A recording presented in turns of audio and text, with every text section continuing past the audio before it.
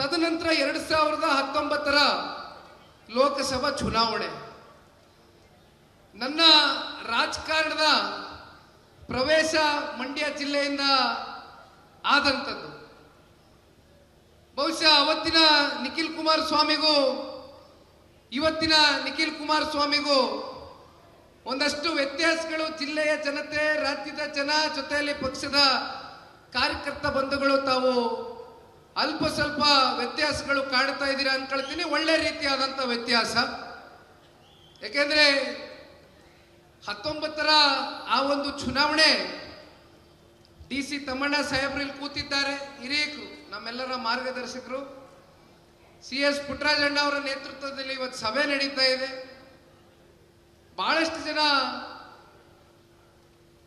ಶಾಸಕ ಮಿತ್ರರು 19ರ ಆ ಚುನಾವಣೆಯಲ್ಲಿ ನಿಖಿಲ್ ಸ್ಪರ್ಧೆ ಮಾಡಿದಂಥ ಸಂದರ್ಭದಲ್ಲಿ ಮತ್ತಷ್ಟು ಕ್ಷೇತ್ರದ ಅಭಿವೃದ್ಧಿಗೆ ಪೂರಕವಾದಂಥ ಒಂದು ವಾತಾವರಣ ಸೃಷ್ಟಿಯಾಗುತ್ತೆ ಅಂತಕ್ಕಂಥ ಹಿನ್ನೆಲೆಯಲ್ಲಿ ಅತ್ಯಂತ ಪ್ರೀತಿಯಿಂದ ಅವತ್ತೇನು ನನಗೆ ಹೆಚ್ಚು ರಾಜಕಾರಣದ ಅಷ್ಟು ಅರಿವಿರಲಿಲ್ಲ, ಇನ್ನು ಚಿಕ್ಕ ವಯಸ್ಸಿನ ಹುಡುಗ. ಆದರೂ ಕೂಡ ನನ್ನ ಮೇಲೆ ಒಂದು ಪ್ರೀತಿಯನ್ನ ಇಟ್ಟು, ಒಂದು ವಿಶ್ವಾಸವನ್ನ ಇಟ್ಟು ನನ್ನನ್ನು ಕರೆ ತಂದಂಥದ್ದನ್ನ ನಾನು ಮಂಡ್ಯ ಜಿಲ್ಲೆಯ ಅಂದಿನ ಶಾಸಕರು, ಮುಂದೊಂದು ದಿನ ಮತ್ತೆ ಶಾಸಕರಾಗ್ತಕ್ಕಂಥ ಅನೇಕ ಜನ ಹಿರಿಯರು ಇವತ್ತು ಈ ವೇದಿಕೆ ಮೇಲೆ ಕೂತಿದ್ದಾರೆ.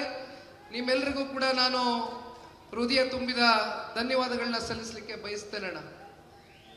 ಆದರೆ ಅವತ್ತಿನ ಚುನಾವಣೆ ಯಾವ ರೀತಿ ನಡೀತು ಅಂತಕ್ಕಂಥದ್ದನ್ನ ತಾವೆಲ್ಲರೂ ಕೂಡ ನೋಡಿದ್ದೀರಿ. ಅದನ್ನ ಪದೇ ಪದೇ ಪುನರ್ರಚನೆ ಮಾಡ್ತಕ್ಕಂಥದ್ದು ಬೇಡ. ಕೆಲವೊಂದಷ್ಟು ರಾಜಕೀಯ ಸನ್ನಿವೇಶಗಳು, ಚುನಾವಣೆಯ ಸೋಲು, ಚುನಾವಣೆಯ ಬೀಳುಗಳು ಬಹುಶಃ ನಮಗೆ ಮತ್ತಷ್ಟು ರಾಜಕೀಯವಾಗಿ ಪಕ್ವತೆಗೆ ಹತ್ರ ಕರ್ಕೊಂಡು ಹೋಗುತ್ತೆ ಅಂತಕ್ಕಂಥದ್ದನ್ನ ನಿಖಿಲ್ ಕುಮಾರಸ್ವಾಮಿ ಭಾವಿಸಿದ್ದಾನೆ.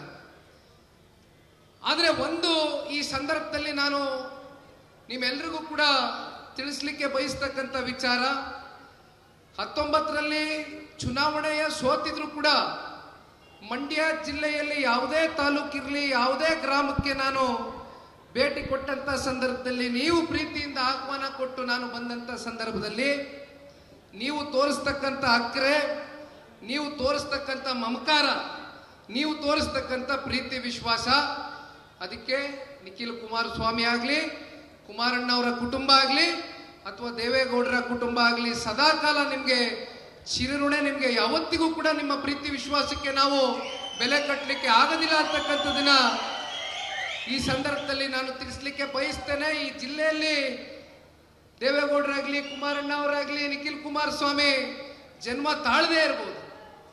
ಆದ್ರೂ ಕೂಡ ನಮ್ಮ ಹೋರಾಟಗಳು ಕಾವೇರಿಯನ್ನ ಉಳಿಸ್ತಕ್ಕಂಥದಕ್ಕೆ ಪುಟ್ಟರಾಜಣ್ಣ ಅವರು ಅನೇಕ ಬಾರಿ ನನ್ನ ಜೊತೆಯಲ್ಲಿ ಕೂತಂತ ಸಂದರ್ಭದಲ್ಲಿ ಹೇಳ್ತಾ ಇರ್ತಾರೆ. 83ರ ದಶಕದಲ್ಲಿ ಅವರು ರಾಜಕಾರಣಕ್ಕೆ ಬಂದಂಥದ್ದು, 89ರಲ್ಲಿ ತಪ್ಪಾಯ್ತು, ಸಾರಿ 83ರಲ್ಲಿ ಅವರ ಚಿಕ್ಕಪ್ಪ ಅವರಿಗೆ, ಅಂದ್ರೆ ಅಶೋಕಣ್ಣ ಅವರ ತಂದೆ ಚಿಕ್ಕರಾಮಣ್ಣ ಅವರಿಗೆ ಟಿಕೆಟ್ ಅನ್ನ ಕೊಡುವ ಮೂಲಕ ದೇವೇಗೌಡರು ಸಾಹೇಬರಿಗೆ ಮತ್ತಷ್ಟು ಪುಟ್ಟರಾಜಣ್ಣ ಅವರ ಕುಟುಂಬ ಅಂದಿನ ದಿನವೇ ಹತ್ರ ಆಯ್ತು ಅಂತಕ್ಕಂಥದ್ದನ್ನ ಹೇಳ್ತಾ ಇದ್ರು. ಮತ್ತೆ 89ನೇ ಗಡಿಯಲ್ಲಿ ಕಾವೇರಿಯ ಮಾತೆಯನ್ನ ಉಳಿಸ್ತಕ್ಕಂಥದಕ್ಕೆ ದೇವೇಗೌಡರು ಸಾಹೇಬರು ಒಂದು ಹೋರಾಟಕ್ಕೆ ಕರೆ ಕೊಟ್ಟಂತ ಸಂದರ್ಭದಲ್ಲಿ ಅವತ್ತು ಪುಟ್ಟರಾಜಣ್ಣ ಅವರು ಬಹುಶಃ ಮತ್ತಷ್ಟು ವೈಯಕ್ತಿಕವಾಗಿ ದೇವೇಗೌಡರು ಸಾಹೇಬರಿಗೆ ಹತ್ರ ಆದಂತ ದಿನ ಅವತ್ತೇನು. ಆ ಹೋರಾಟ ಬಹುಶಃ ಇವತ್ತಿಗೂ ಕೂಡ ಮಂಡ್ಯ ಜಿಲ್ಲೆಯ ರೈತರು ಮರಿತಕ್ಕಂಥ ಹೋರಾಟದ ದಿನಗಳಲ್ಲ.